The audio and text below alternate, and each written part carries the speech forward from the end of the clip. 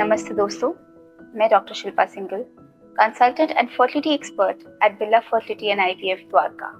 आज हम आपसे बात करने के लिए आए हैं रिगार्डिंग अनएक्सप्लेन्ड इनफर्टिलिटी। ये एक बहुत ही महत्वपूर्ण टॉपिक है। आपने देखा होगा कई पेशेंट्स ऐसे होते हैं जिनको शादी को एक अरसा बीत गया बट कंसीव नहीं कर पाते हैं। कंसीविंग के लिए कई डॉक्टर्स के चक्कर लगाते हैं और कई टेस्ट करवाते हैं। कितना ही ट्रीटमेंट ये ले चुके होते हैं और इसमें एक पेक्युलरिटी ये होती है कि उनकी सारी रिपोर्ट्स नॉर्मल आती हैं। तो ऐसे में प्रेगनेंसी क्यों नहीं आ रही है, इसका कारण नहीं समझ में आता है। ऐसे पेशेंट्स को हम अनएक्सप्लेन्ड इनफर्टिलिटी कहते हैं। Unexplained is the cause of infertility. इनके बारे में आज हम चर्चा करेंगे और जानेंगे क्या होता है unexplained infertility, what are the factors which affect fertility and what are the causes of unexplained infertility. इसके अलावा इसमें क्या ट्रीटमेंट ऑप्शंस हैं और ऐसा क्या करना चाहिए जिससे कि प्रेगनेंसी आ जाए, इसके बारे में भी हम समझेंगे। अनएक्सप्लेन्ड इनफर्टिलिटी, जैसा कि नाम आपको बता रहा है, अनएक्सप्लेन्ड इनफर्टिलिटी यानी कि हमारे को प्रेगनेंसी नहीं आने का कॉज नहीं पता है, इनफर्टिलिटी का कॉज नहीं पता है। तो इसके लिए सबसे पहले समझते हैं कि what are the factors which determine the fertility potential of any couple। इसके लिए हम 4 चीजों को इम्पोर्टेंस देते हैं। सबसे पहले the egg, the uterus and open fallopian tubes। इसके अलावा a good sperm। So the egg is the most important aspect of fertility। जिस women को हर महीने एक रेगुलर पीरियड आता है तो हम ये अज्यूम करके चलते हैं कि उनके एग्स बन रहे हैं और नॉर्मल बन रहे हैं। इसके अलावा जब हम फॉलिकुलर स्टडी करते हैं उस पे हम एग बन रहा है कि नहीं बन रहा इसको इवैल्यूएट करते हैं। लेकिन इसके अलावा एक ब्लड टेस्ट किया जाता है एग की गुणवत्ता चेक करने के लिए, जिसे कि AMH टेस्ट के नाम से भी जाना जाता है। अगर एग बन रहा है और AMH नॉर्मल लेवल के अंदर है तो हम मान के चलते हैं कि एग नॉर्मल बन रहा है। अगर हम ट्यूब्स की बात करें तो ट्यूब्स के लिए हम SG या HSG जैसा टेस्ट किया जाता है। ये टेस्ट हमें बताता है कि ट्यूब्स ओपन है या ब्लॉक्ड है। जब ट्यूब ओपन होती है तो हम इसको नॉर्मल मानते हैं। यूट्रस को देखने के लिए हम यूट्रस की झिल्ली की थिकनेस देखने के लिए अल्ट्रासाउंड करते हैं। अगर अल्ट्रासाउंड पे यूट्रस नॉर्मल आ रहा है तो उसको अच्छा माना जाता है। स्पर्म को इवैल्यूएशन के लिए हम हस्बैंड का स्पर्म एनालिसिस करते हैं। स्पर्म एनालिसिस के थ्रू हमें पता चलता है कि स्पर्म का काउंट कैसा है, मोटिलिटी कैसी है, और उसके तरह हम समझ पाते हैं कि क्या स्पर्म नॉर्मल है कि नहीं है। ये तो हुआ बेसिक फैक्टर्स। ये सब टेस्ट हम 20 साल से करते आ रहे हैं और इन्हीं के थ्रू हम समझते हैं कि पेशेंट को भी प्रॉब्लम है कि नहीं।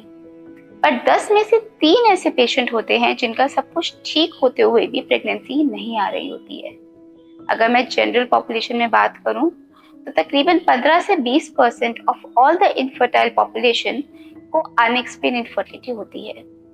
लेकिन एक अच्छे फर्टिलिटी स्पेशलिस्ट के हाथ में ये पेशेंट्स मात्र 5 से 10% के बीच में रह जाते हैं, क्योंकि इन सब चीज़ों के नॉर्मल होते हुए भी उसमें जो एबनॉर्मैलिटी है उसको समझ पाना एक फर्टिलिटी विशेषज्ञ को आता है। तो आइए जानते हैं कि प्रॉब्लम कहाँ है अनएक्सप्लेन्ड इनफर्टिलिटी में। अनएक्सप्लेन्ड इनफर्टिलिटी में जब हम बात करते हैं एग्स की, तो एग्स अल्ट्रासाउंड पे नॉर्मल बन रहा है ये तो हमने समझा, लेकिन क्या वो वाकई में एग होता है? जो हम अल्ट्रासाउंड पे मेजर करते हैं वो सिर्फ एग का बाहर का शेल होता है। उसके अंदर एक फ्लूइड है और फ्लूइड के अंदर एग होता है जो हम अपनी नेकेड आई से नहीं देख सकते। इसको देखने के लिए सिर्फ एक माइक्रोस्कोप के अंदर एग्जामिनेशन के बाद ही हम एग की गुणवत्ता को बता सकते हैं, लेकिन वो तो हम नॉर्मल ट्रीटमेंट के थ्रू कर ही नहीं सकते। सिर्फ और सिर्फ IVF के दौरान ही हम एग की एक्चुअल गुणवत्ता के बारे में आपको बता सकते हैं। इसलिए हम जितने भी टेस्ट एग के लिए करते हैं, चाहे वो फॉलिकुलर स्कैन है या फिर ब्लड टेस्ट, वो इनडायरेक्ट मेजर है एग की गुणवत्ता को समझने के लिए। हमें ये भी पता होना चाहिए कि जब एक नेचुरल साइकिल में एग बनता है तो यंग एज में 3 महीने में एक बार एक नेचुरली अच्छा एग बनता है। लेकिन जैसे जैसे फीमेल की एज बढ़ती चली जाती है तो इस एग के अच्छे होने के चांसेस भी कम होते चले जाते हैं। तकरीबन 5 में से 1 महीना ऐसा आता है जब एग अच्छी क्वालिटी का बन रहा है। एग के अलावा हमारे पास ट्यूब्स का रोल बहुत इंपॉर्टेंट होता है। ट्यूब को देखने के लिए हम अक्सर ट्यूबल टेस्टिंग करते हैं और ये देखते हैं कि ट्यूब्स ओपन है या क्लोज्ड है। बट क्या ट्यूब का ओपन होना ही काफी है या ट्यूब की फंक्शनैलिटी को भी चेक करना जरूरी है? ट्यूब वो हिस्सा है शरीर का जहाँ पे एग और स्पर्म मिलकर फर्टिलाइजेशन का प्रोसेस करते हैं। फर्टिलाइजेशन का प्रोसेस एक इतना नाजुक प्रोसेस है जिसके लिए ट्यूब्स का फंक्शनली अच्छा होना बहुत ज़रूरी है। पर ट्यूब्स की फंक्शनैलिटी को असेस करने के लिए आज की डेट में हमारे पास कोई भी अप्रोप्रिएट टेस्ट नहीं है। यूट्रस को इवैल्यूएट करने के लिए यूट्रस की जो झिल्ली है, जो एंडोमेट्रियम है, उसकी थिकनेस ही काफ़ी नहीं होती। हमें ज़रूरी है ये देखना कि क्या यूट्रस की जो एंडोमेट्रियम है उसमें इन्फेक्शन तो नहीं है, उसमें ब्लड फ्लो कैसा है, उसके अलग अलग महीने के अलग अलग दिन पे, पीरियड्स के अलग अलग टाइम पे यूट्रस का अलग अलग अपीयरेंस होता है। उसको इवैल्यूएट करना और स्टडी करना बहुत ज़रूरी है to understand the receptivity of the uterus. ऐसे ही अगर हम स्पर्म की बात करें तो स्पर्म का नंबर और स्पर्म की motility is not enough to understand the function of sperm. Sperm की फंक्शनैलिटी को समझने के लिए हमें और कई टेस्ट करने पड़ते हैं। उनमें से ही एक है स्पर्म डीएनए फ्रेगमेंटेशन, जो स्पर्म में कोई फ्रेगमेंटेशन तो नहीं है उसके बारे में हमें बताता है।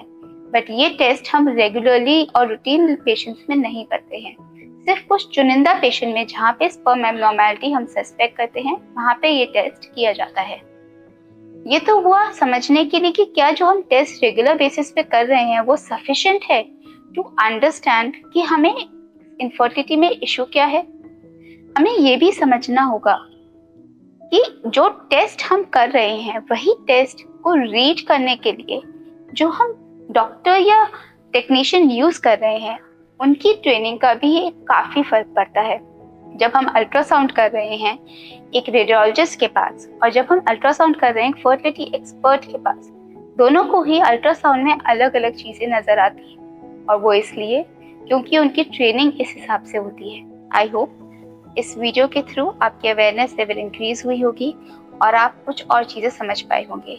इसके अलावा आपके जो डाउट्स और क्वेश्चंस हैं उनको आप हमारे फर्टिलिटी एक्सपर्ट्स के साथ डिस्कस कर सकते हैं। Please feel free to visit us at our centres or talk to us through our helpline numbers.